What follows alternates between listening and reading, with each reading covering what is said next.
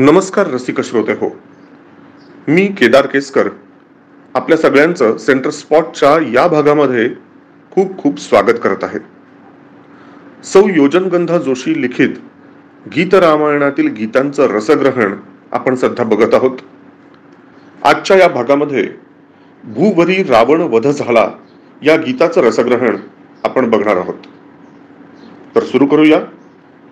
आपल्या सर्वांचं आराध्य श्रीराम आणि सीता यांचं स्मरण करून आपण या रसग्रहणाला सुरुवात करूया.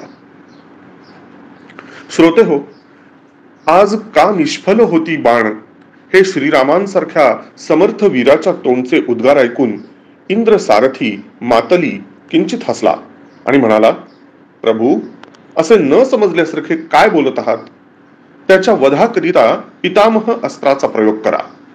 देवांनी जो रावणाच्या मृत्यूचा काळ सांगून ठेवला आहे तो आता समीप आला आहे. मातलीच्या या संभाषणाने श्रीरामांना जणू स्मरण आले आणि अगस्ती मुनींनी दिलेला दैदिप्यमान बाण त्यांनी धनुष्याला लावला. आकर्ण प्रत्यंचा ओढून तो अगस्ती मुनींनी दिलेला बाण महाप्रतापी रावणाच्या दिशेने सोडला आणि प्रत्यक्ष मरणाप्रमाणे अनिवार्य असलेला बाण रावणाच्या नाभीस्थळी जाऊन घुसला. बाणाचा प्रहार होताच जीविताला मुकणाऱ्या त्या रावणाच्या हातून धनुष्य बाणही खाली कोसळले. तो महातेजस्वी राक्षसपती भूमीवर कोसळून पडला. राक्षस सैन्य वाट फुटेल तिकडे धावत सुटले. वानरांनी त्यांचा विध्वंस मांडला. सारे वानरगण रावण मेला, श्रीरामांचा विजय झाला असे म्हणत आनंदाने नाचू लागले. अंतरिक्षातून देवांच्या सौम्य नौबती वाजू लागल्या.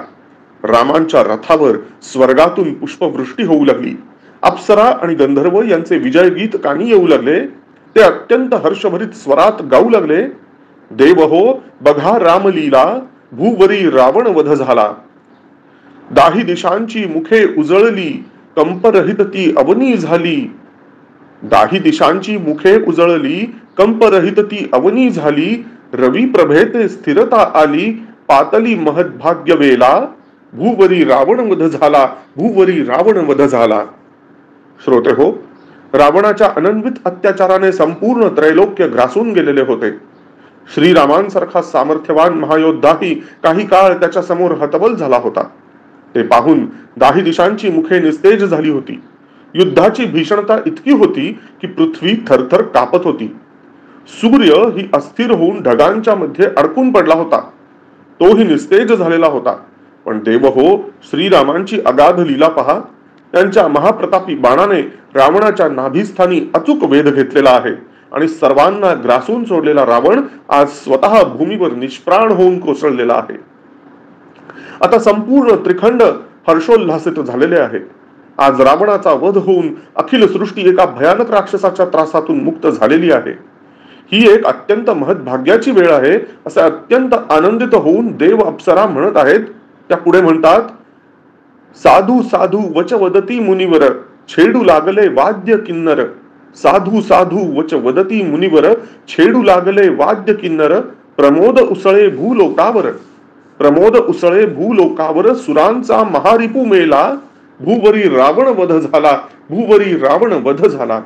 श्रोते हो, रावण हा राक्षसांचा राजा असल्याने सर्वांनी केवळ त्याचाच जय जयकार करावा असे त्याला वाटत असे. तो सत्पुरुष ऋषीमुनी देवदेवतांचे स्मरण करीत त्यांचा तो प्रचंड छळ करीत असे. त्यांचे यज्ञ सफल होऊ देत नसे.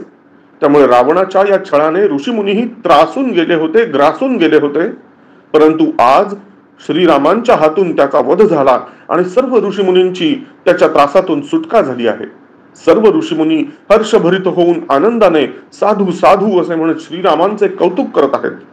रावणाने भूलोकावर हाहाकार माजवला होताच, पण देव आणि सौंदर्याने परिपूर्ण असलेल्या अप्सरांनाही त्याने छळले होते. त्यामुळे त्याच्या वधानंतर आनंदित होऊन किन्नरांनीही वाद्य छेडली आहेत. अप्सरा नृत्य गायन करू लागल्या आहेत. सगळीकडे आनंदाचा जणू महासागरच उसळला आहे आणि सर्वजण सुरांचा म्हणजेच देवांचा महारिपू मेला, शत्रू मेला, श्रीरामांचा विजय झाला असे अत्यंत आनंदित होऊन विजय गीत गात आहेत. ते पुढे म्हणत आहेत, रणजयाचे चाले नर्तन, नृपा सहित हे विजयी कपिगण. रणी जयाचे चाले नर्तन, नृपा सहित हे विजयी कपिगण, श्रीरामांचे करीती पूजन, वाहुनी फुले पर्णमाला, भूवरी रावण वध झाला, भूवरी रावण वध झाला. श्रोते हो, सुरांचा महारिपू महाशत्रू असे रावणाचे वर्णन करताना त्याच्या पराजयाने सारी वानर सेना त्या रक्तरंजित झालेल्या युद्धभूमीवर अत्यंत आनंदाने नर्तन करत आहे. त्यांच्या सोबत त्यांचा राजा सुग्रीव हा सुद्धा आनंदात सामील झाला आहे. साक्षात विजयश्री ही श्रीरामांच्या विजयात आनंदित होऊन नृत्य करीत असल्याचा भास होत आहे. रणी जयाचे चाले नर्तन या ओळीतून तेच तर सांगायचे आहे असे वाटते. कारण जयाचे या शब्दांचा इथे श्लेष अलंकार झाला आहे.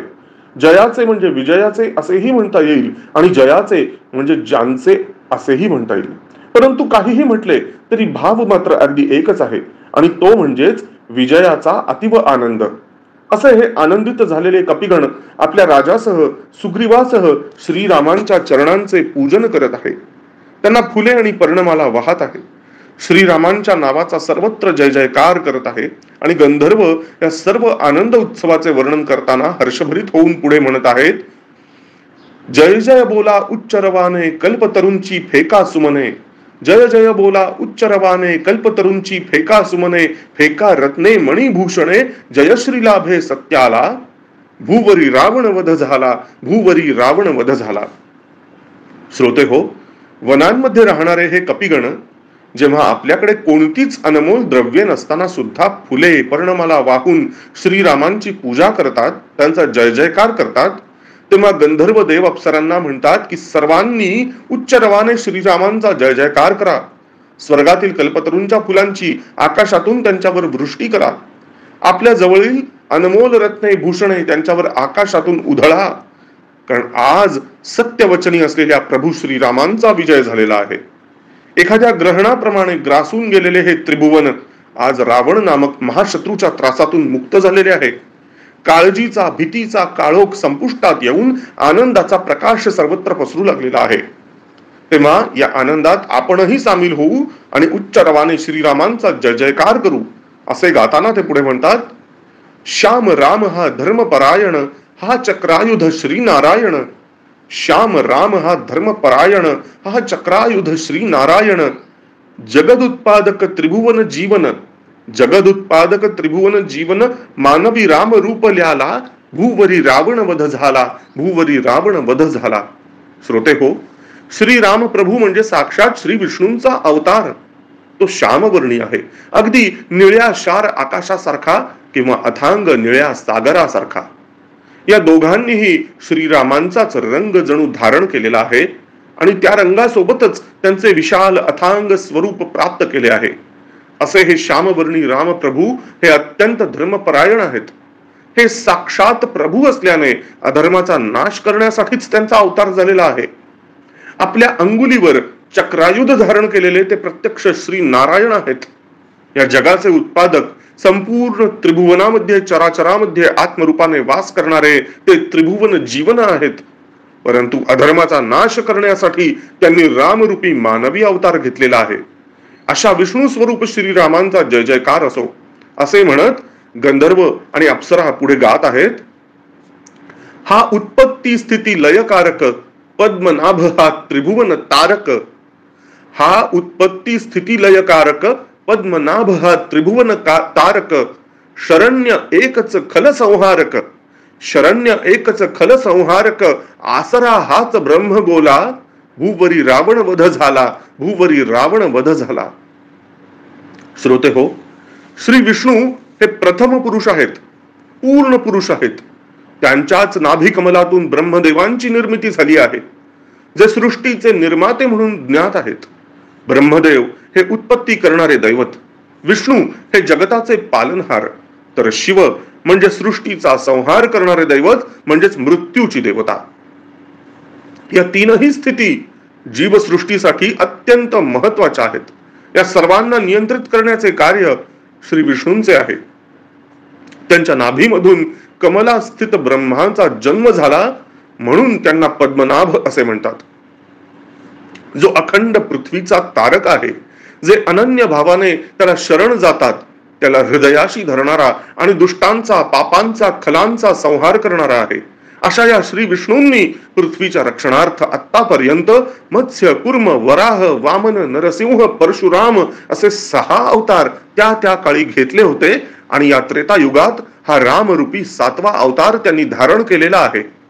श्री विष्णू हेच या पृथ्वीला आसरा देणारे दैवत आहे. त्यांच्या आधारानेच ही पृथ्वी आजपर्यंत तरली आहे असे यशोगान स्वर्गातून गंधर्व अप्सरा आपल्या गीतातून करत आहेत. ते पुढे म्हणतात, वत्सलांछना धरुनी वक्षी संत सज्जना हा नितरक्षी. वत्सलांछना धरुनी वक्षी संत सज्जना हा नितरक्षी.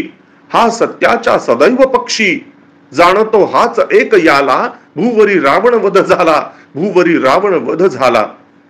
श्रोते हो, श्रीवत्स म्हणजे भृगु ऋषींनी श्री विष्णूंच्या वक्षस्थळी लाथ मारली होती, परंतु ते पदस्पर्श सुद्धा श्री विष्णूंनी आपल्या वक्षस्थळावर आनंदाने धारण केले, म्हणून त्यांना श्रीवत्सलांछन असे म्हणतात. त्यांच्या मूर्तीचे बारीक निरीक्षण केले असता त्यांच्या वक्षस्थळावर हे पाऊल अगदी दिसून येते. असे हे ब्राह्मण प्रिय श्री विष्णू हे संत सज्जनांचे सदोदित रक्षण करतात. ते असत्याचा नाश करतात आणि सत्याचाच पक्ष धरतात. त्यांचे खरे स्वरूप कोणालाच कळत नाही. त्याला स्वतःला पूर्णपणे जाणणारा तो एकटाच आहे. त्याच्या लीलांचा अंदाज कोणालाच लावता येत नाही. असे त्रिभुवनाचे नायक म्हणजे श्री विष्णू, त्यांचाच अवतार असलेले प्रभू श्रीराम यांचा जय जयकार असो.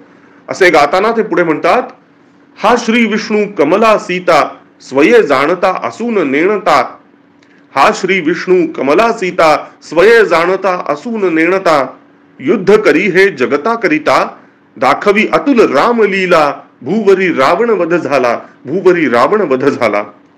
श्रोते हो, भगवान श्री विष्णूंचा हा 7वा अवतार मानवी राम रूप घेऊन जन्माला आला. त्यांच्या सोबत साक्षात लक्ष्मी म्हणजे देवी सीता याही अवतरल्या. श्रीरामांना सर्व काही ज्ञात आहे, ते सर्व जाणते आहेत, परंतु मानवाचे सामान्य आयुष्य जगताना ते अगदी नेणत्यासारखे वागतात. म्हणूनच रावण वध करताना तो वधला जात नाही, तेव्हा इंद्रसारथी मातलीला आज का निष्फळ होती बाण असे व्याकुळ होऊन प्रश्न विचारतात. सीतेला रावणाने पळवून नेले आहे हे त्यांना अंतर्ज्ञानाने कळले नसेल का? पण तरीही कोठे सीता जनकानंदिनी असा प्रश्न ते वनातील वृक्षांना पशुपक्ष्यांना विचारतात. म्हणूनच त्यांना स्वये जाणता असून नेणता असे म्हटले गेले आहे. श्रीरामांनी हे जे युद्ध केले आहे ते प्रथम दर्शनी देवी सीतेला सोडवण्यासाठी केले असेच वाटत असले तरी त्यामागचा हेतू हा अत्यंत उदात्त असा आहे. देवी सीता ही केवळ या युद्धासाठी निमित्त मात्र आहे, परंतु अखिल सृष्टीला रावणाच्या त्रासातून मुक्त करणे हाच खरा हेतू त्यांच्या मनात आहे. हाच उदात्त हेतू ठेवून त्यांनी अतुल पराक्रम केलेला आहे. त्यांची लीला अगाध आहे.